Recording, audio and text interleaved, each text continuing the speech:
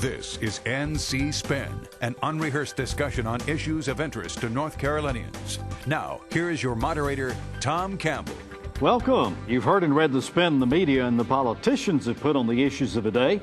To get the correct spin on what's going on in North Carolina, let's introduce you to our panel of experts. They include Chris Fitzsimon from NC Policy Watch, former House Speaker Joe Mavretic, former Secretary of State and Attorney General Rufus Edmisten, and syndicated columnist John Hood. Well, from time to time, we like to focus on longer-term, big pictures issues facing our state, and this week we want to do that.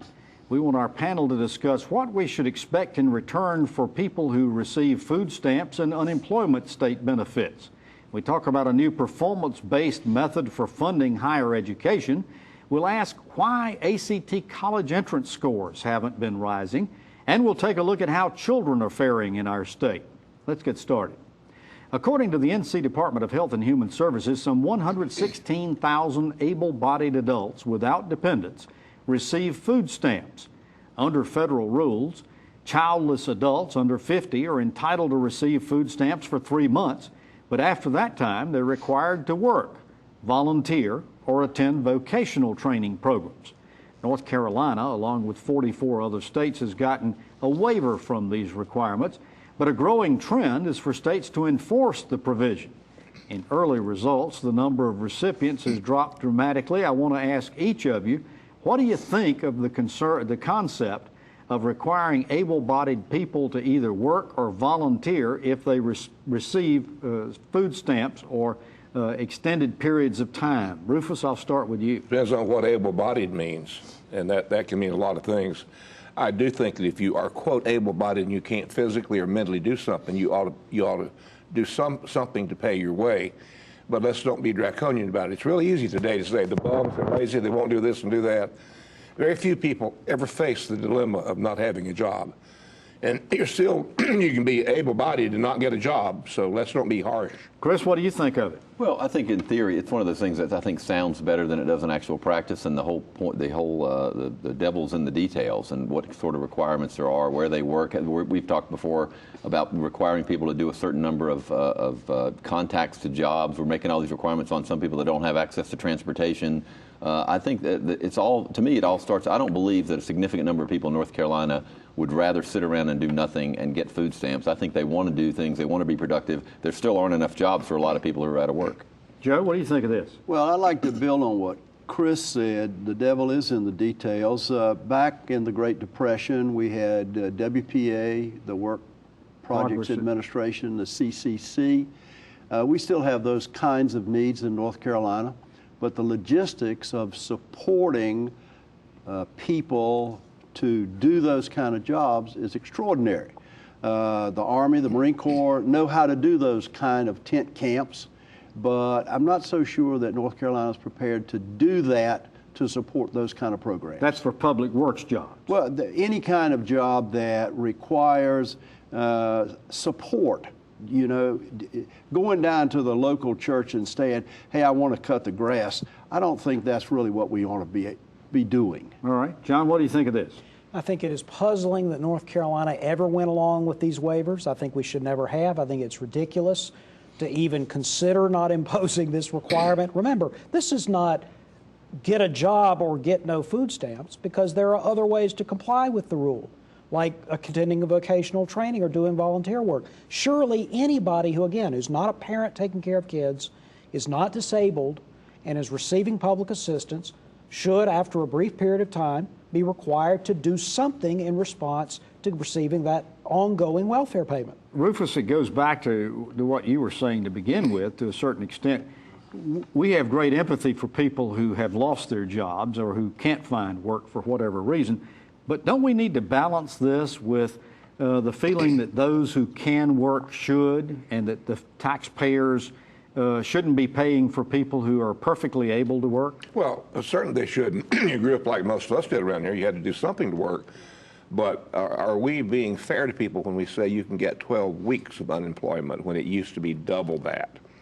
And now we're talking food stamps now, not unemployment. I want to get to that in a second. It's the same principle. And I think that, yes, you should. People always are better if they give some service. I agree with Joe. totally, that you feel better about yourself.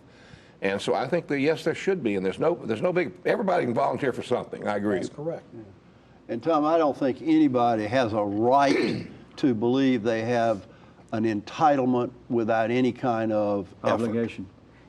Chris, so then the question becomes, assuming we can work these details out in ways that are humane and can work, is 3 months too short a period of time? 3 months in 3 years? Is that something that needs to be examined? Well, I mean, you know, it's hard to just say what the right time frame is, given the context. During the depths of the Great Recession, when we had unemployment rates skyrocketing, by the way, the actual unemployment rate in North Carolina is about double than what we think it is. But when the unemployment rate was at 15, 16, in some counties 18%, there are no jobs to be found. There's 4 jobs for everybody looking for one. I think that's a different situation than when there are jobs. Part of this is the context in which we live. But again, I don't think But they can volunteer, or they can take job training. Right. Well, right. Job training. They got to figure out how to get to the community college. Where's the class? Who's going to pay for that? Well, if they can't get transportation, how are they ever going to go to work? Well, that's right. We have to figure out what to do with that. But I just think we're coming at this way. I think we're assuming that there are hundreds of thousands of people in North Carolina who are lazy and bums who don't want to work. I don't think that's true. It didn't say that, but it did say there were 116,000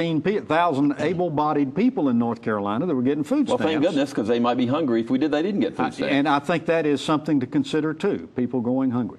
Well, we thank you for watching NC Spin on the air or on YouTube. Here's a reminder, there's much more on our website, ncspin.com, or NC Spin on Facebook. You'll find video footage not seen anywhere else, perspective pieces from our panel, and our weekly column. Get more balanced debate from the Old North State on ncspin.com, NCSpin on Facebook, or on Twitter at NCSpin, at NCSpin Tweets. After these messages, we're going to talk about changing the college funding formula. NC Spin will return after these messages. Phones are getting smarter, cars more efficient, TVs bigger and more stunning. Imagine the same innovation from agriculture.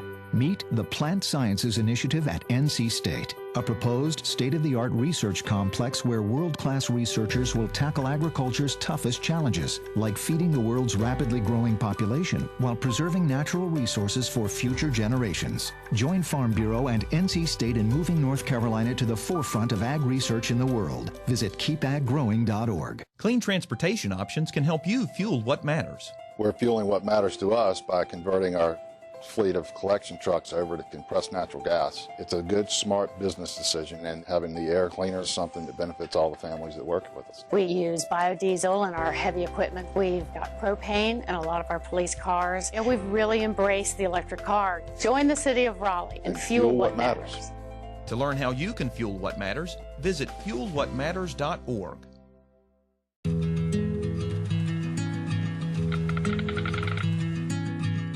The cost of everything has gone up dramatically over the last 75 years.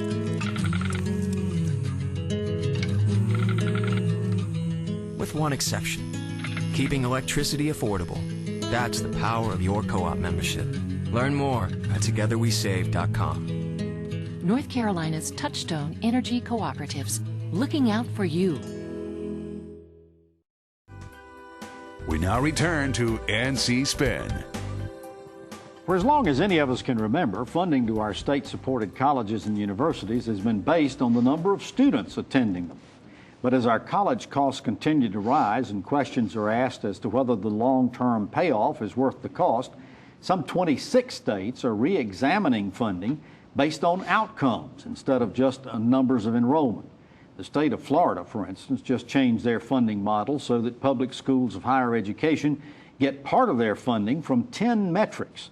They include the average wages of their graduates, the 6-year graduation rate, the second-year retention rate, and the share of undergraduates who come from family with income low enough to qualify for federal Pell Grants. Joe, the Pew Charitable Trust has been tracking this new trend, and they say both President Obama and many governors agree on this outcome-based funding approach.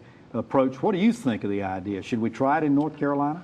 Well, we might want to try it, but there are some things that we need to talk about before we implement. The first thing is that there's going to be a significant administrative cost to doing all of this tracking, and we don't do tracking very well now.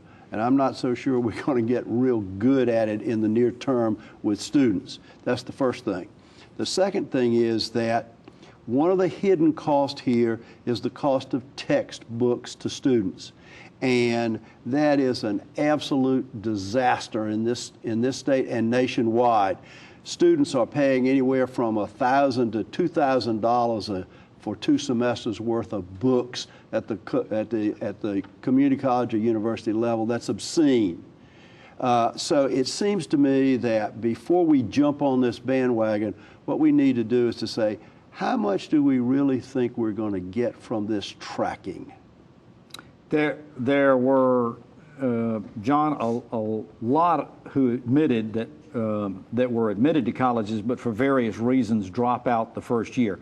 Why is second-year retention such a big element in Florida's consideration? Because they want people to finish, and that second-year retention is a critical. It's a little bit like getting kids to third grade and back and past third grade reading and so forth. It's kind of a gateway to success. I think that this pay-for-performance model in the higher education system is essential. You can debate about the specific metrics we're going to use, how reliable some of the data will be. There's a collegiate learning assessment that you can give that's essentially an attainment test, achievement test for college students. You have to do something here because, remember, this isn't like any other kind of consumer product, even something like healthcare. The bulk of the money, at least in North Carolina, is still coming, for undergraduates, still coming from taxpayers.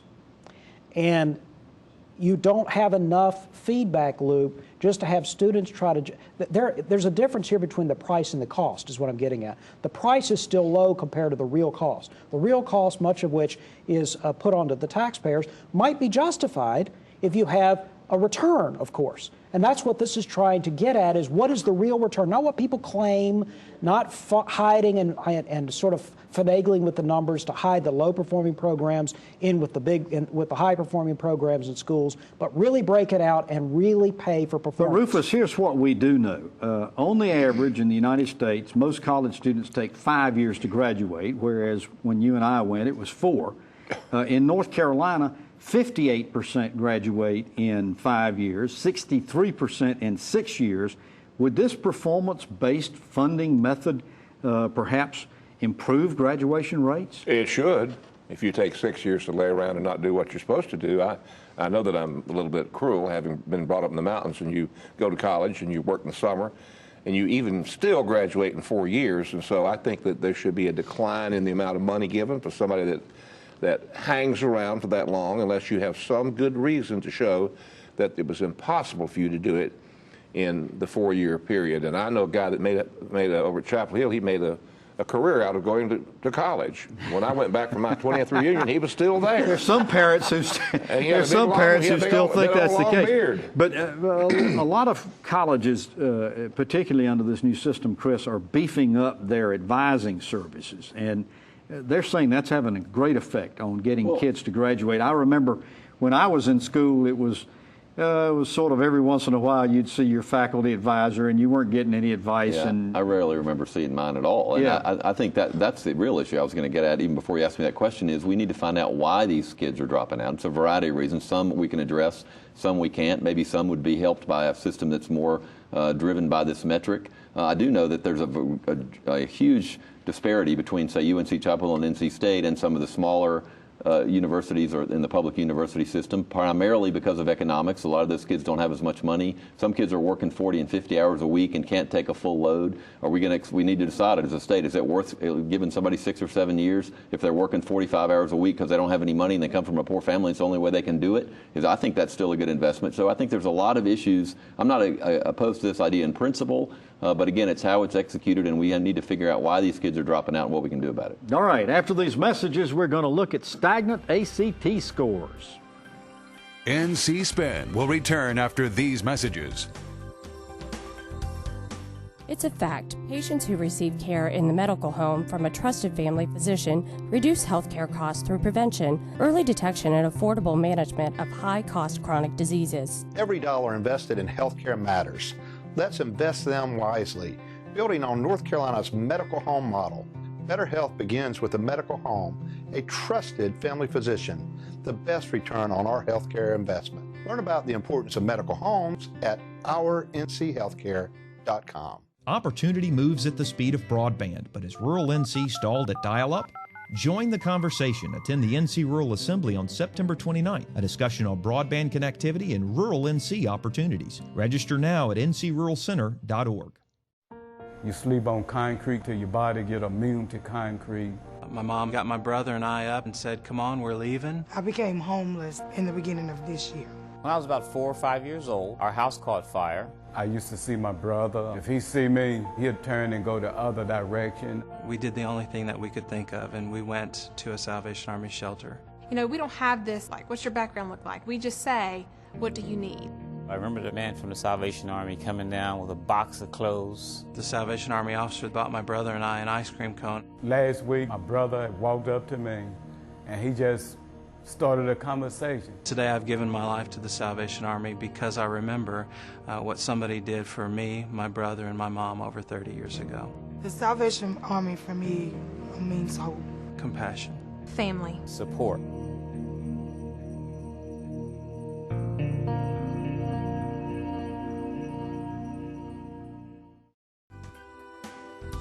We now return to NC Spin.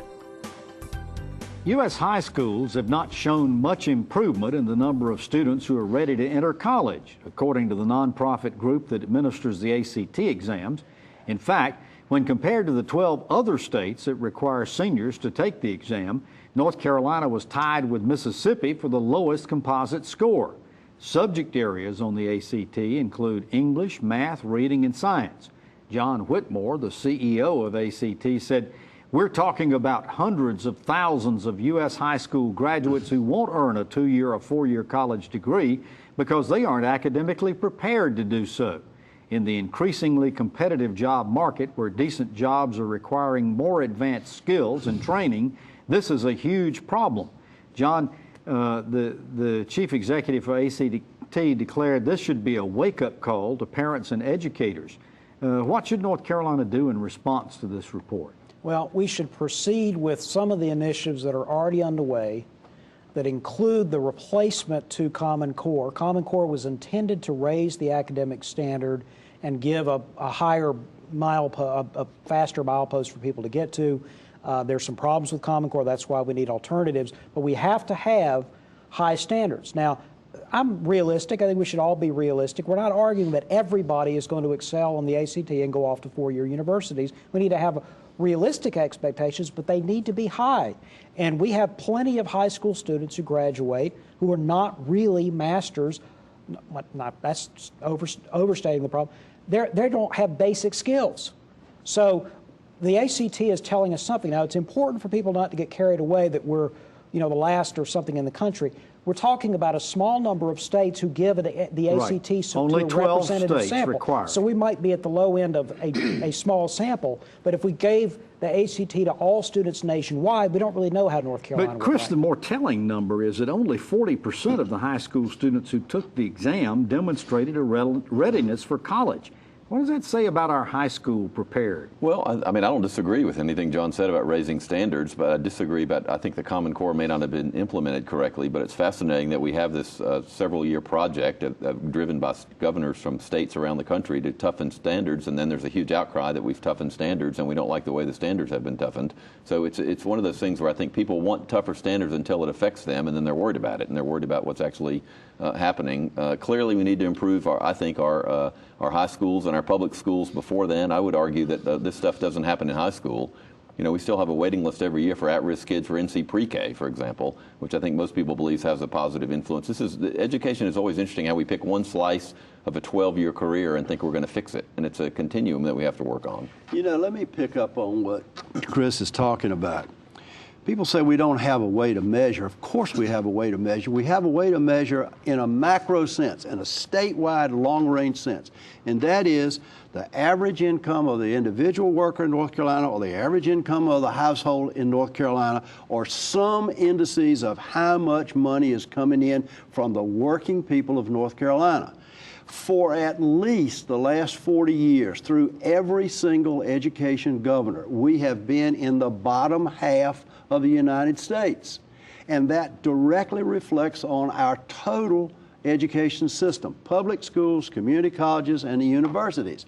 And until those three ivory towers get together and acknowledge these kinds of deficiencies, we're not going to get any better. And Rufus, it gets even worse when you consider minorities. According to the ACT report, only 14% of black students were college ready in math, 12% in science, 34% in English, 19% in reading. It's even worse for Hispanics. We're obviously failing our minority students. Isn't it time to do something dramatic to break this cycle in North Carolina and in the United States? Well, I will first say that I've said so many times in this program, testing, testing, testing. Some people don't test well, but those statistics you gave are pretty telling. And apparently they're not getting the kind of home life they need. And if somebody's out of work and they don't care about doing homework or don't know how to give homework or help with homework, or if you're hungry, when we talk about one every 4 children in this state's hungry, well, what are you going to get? You're going to get that because nobody's going to learn under those circumstances. Now, I'm not making excuses. Well, okay. I'm sort of self-made myself, and I'm not giving excuses, but what do you expect when you have 1 in 4 children that go to bed hungry every night? All right, so the question then is, do you see any hope here? I mean, are there an increasing number of parents are just growing tired of what they're seeing, and they're voting with their feet, and many of them are leaving the public schools in North Carolina, and doesn't that bring about another self-fulfilling prophecy of the schools doing even worse? You've got, what you have, if you look at the longer-term test score trend in North Carolina, you had a real improvement, a real gain from the mid-'80s into the mid to late 90s, and then it leveled off, and it really hasn't budged much since then. So there's been all sorts of surveys, all sorts of fads, all sorts of policy changes, different administrations, different policies. We need to be honest about the data. There are some good news, but they basically have to do with graduation rates, which that's not unimportant. No, but we want to know what the students learn, not just whether they get through the system. Well, let me pick up on that. Depending on who you listen to, either 15 or up to 20% of the students in North Carolina who start the public schools fail to graduate. They drop out somewhere along the way. Now think about the social consequences of 20% of North Carolina is a dropout. What can they do to help North Carolina? It's very little. Good point. Well, 86%, by the way, is the latest graduation. It depends on how you mash those numbers, right? Right, I guess. That's the figure that I've seen, and so I'm sticking with it. After these messages, we're going to talk about North Carolina's children. NC Spin is brought to you in part by the North Carolina Farm Bureau. The Farm Bureau and Agriculture. We keep North Carolina growing. Everyone, I'm Linda Loveland. If feeding your family safe, affordable foods is a priority for you, then join me in saying thanks to the North Carolina farmers who feed us. Thank you. Thank you. Thank you. Let's say thanks to the farmers who feed your family at #ThankNCFarmers.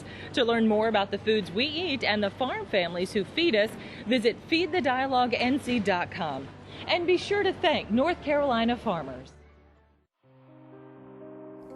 Every year, North Carolina patients undergo 635,000 same-day surgeries. 72% of these surgeries are performed in our highest-cost hospital facilities, adding as much as $2,000 to every procedure.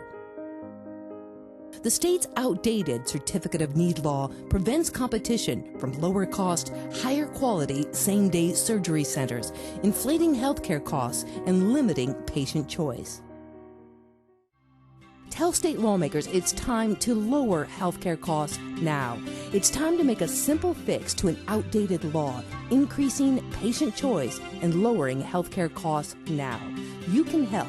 Visit reformconnow.com and tell lawmakers it's time for a simple fix to an outdated law. It's time to lower healthcare costs now. We now return to NC Spin.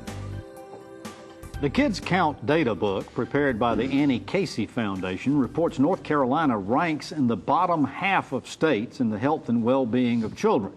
As of 2013, as Rufus said, 1 in 4 children in our state lives in poverty.